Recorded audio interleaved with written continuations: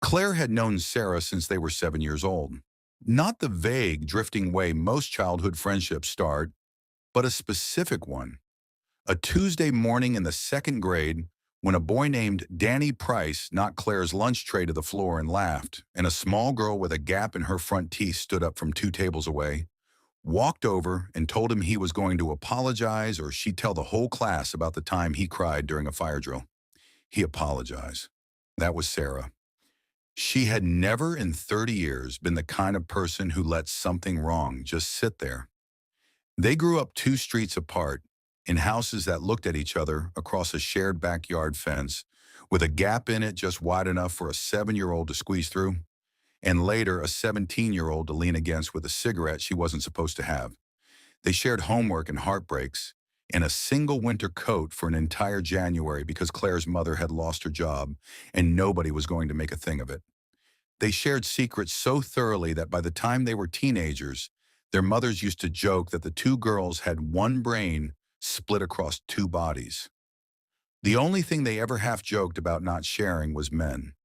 "You can have every man in this town," Sarah used to say, usually around 16, usually while doing her makeup in Claire's bathroom mirror because the light was better. "Every single one, except mine, whoever mine turns out to be." "Deal," Claire always said. "Same goes." Neither of them thought much of it. It was the kind of promise teenage girls make to each other constantly, half superstition, half affection, never expected to matter. They were 22 when Sarah met Michael. He wasn't loud, wasn't the kind of man who filled up a room the moment he walked into it. He ran a small furniture repair shop that had been his father's, the kind of place that smelled permanently of sawdust and linseed oil. And he had a habit of tilting his head slightly when he listened to someone, like he was trying to hear not just their words, but what was underneath them. Claire met him 3 weeks into the relationship over dinner, expecting to dislike him a little, the way you brace yourself to dislike anyone taking up space next to your best friend. Instead, she watched him refill Sarah's water glass without being asked, watched him laugh at Sarah's terrible jokes, like they were the funniest thing he'd heard all year. And by the end of the night, she leaned over and whispered, "Okay, you can keep this one." They married 2 years later on a warm September afternoon, and Claire stood beside Sarah in a pale green dress, holding her bouquet during the vows, crying the good kind of tears, the kind that come from watching someone you love get exactly what she deserves. For 4 years, that was the whole story, a quiet, happy one, the kind that doesn't make for interesting telling because nothing was wrong. Then came the Tuesday that split their lives into before and after. Sarah had been coughing for almost 2 months by then, the kind of cough she waved off as a lingering cold, the kind you don't take seriously until your body makes you. When she finally went in, the doctors were careful with their words in the way doctors are when the news is bad enough to need careful words. An aggressive cancer, already spreading beyond where it should have been easy to catch. At most, they told her, she had a year, possibly less. Sarah did not cry when she heard it. Later, she told Claire that she'd sat in the parking garage afterward for 11 minutes by the dashboard clock, not crying, just breathing, running through, in order, every person she needed to protect from the coming year. Her mother, her sister, Michael. In that order, she said, because Michael was the one she had to get right, and getting it right meant not falling apart in front of him first. She went home that evening and cooked his favorite meal, a roast chicken with rosemary potatoes, the one she made on birthdays and anniversaries, and waited until he'd finished eating, until his fork was down and his stomach was full, before she told him. She said later it was the cruelest kind, most loving thing she ever did, feeding him before she broke his heart. What Sarah did in the 10 months that followed was the part of the story that people in the family still don't fully know how to talk about, because it didn't look like grief. It looked unmistakably like planning. It started small. She began inviting Claire over more often. Not unusual at first for a dying woman wanting her closest friend nearby. They'd sit on the back porch in the fading light while Michael worked in the garage, sanding down some stranger's inherited dresser, and Sarah would talk. Not about dying, not directly, about Michael. He likes his coffee stronger than any reasonable person should, she said one evening, watching the light change over the yard.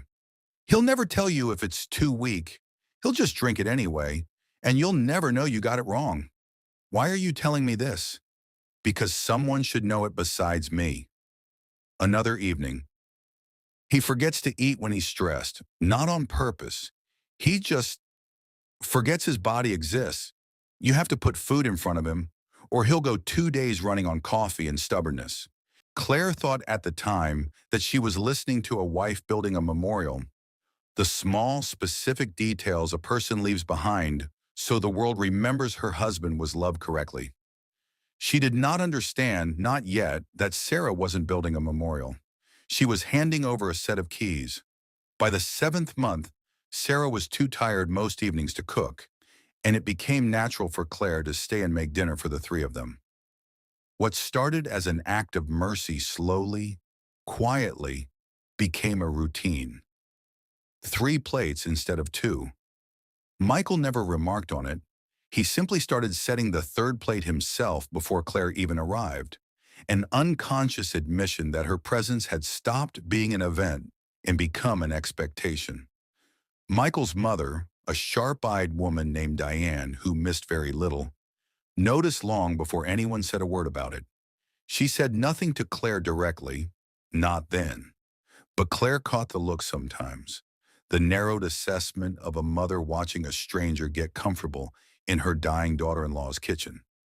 It would be a long time before Diane understood what she was actually watching.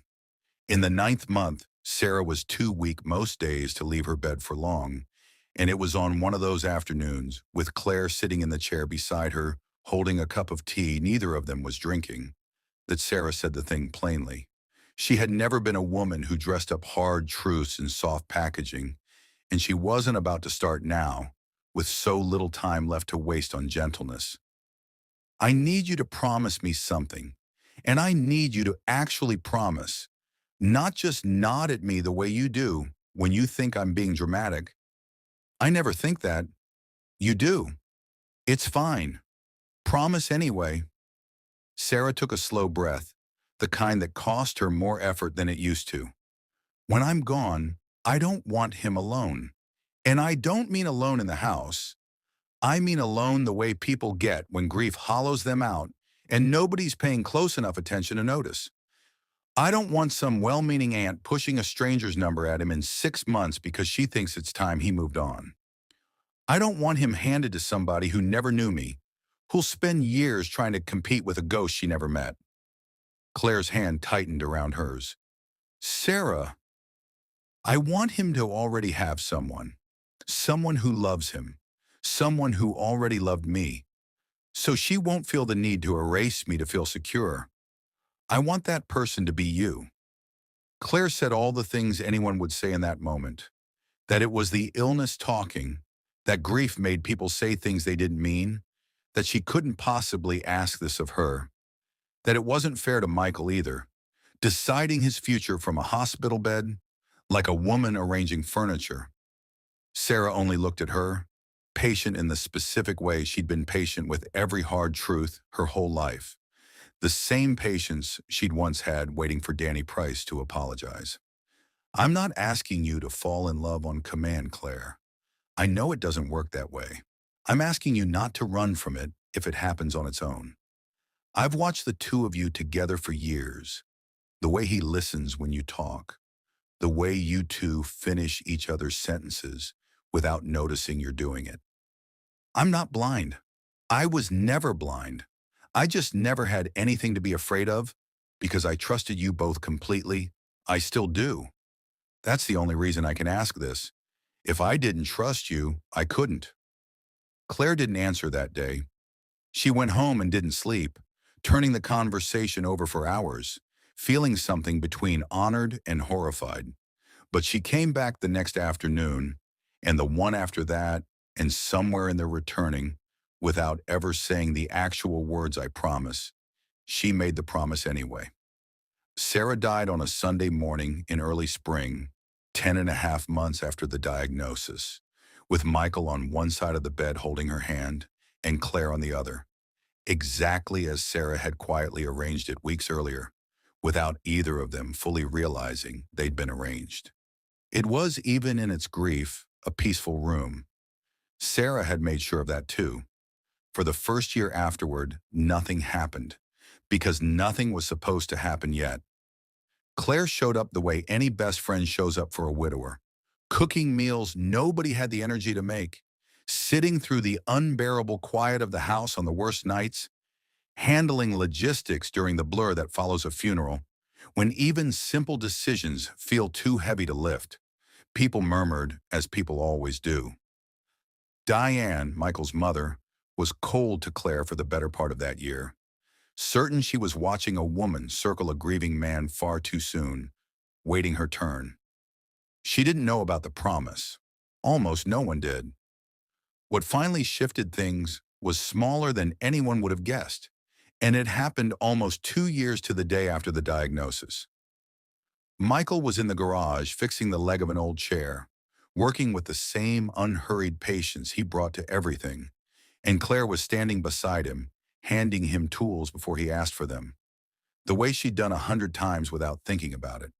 He looked up from the clamp he was tightening and said without any real preamble, "You know she planned this. All of it." Claire went still. "Planned what exactly?" "The dinners. You staying later and later. You learning where everything in this house is. How I take my coffee, when I forget to eat." She told me near the end. I thought she was confused, honestly, from the medication.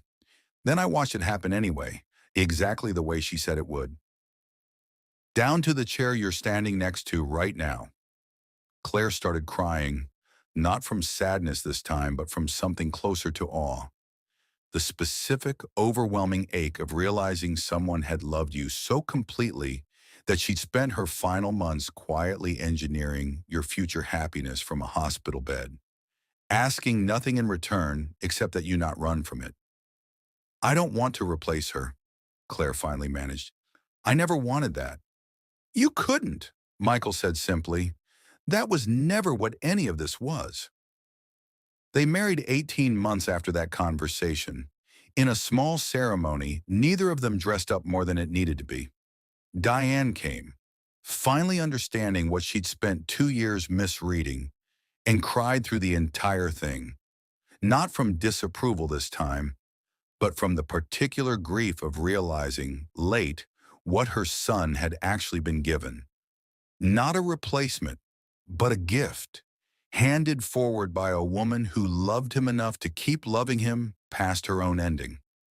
At the reception, Claire kept one chair empty at the head table, a single white flower resting on the seat. Nobody asked what it meant. Nobody needed to. People sometimes ask Claire, even now, if it felt strange, marrying her best friend's husband, stepping into a life someone else had built and furnished and left behind for her like a house with the lights already on. She always gives the same answer.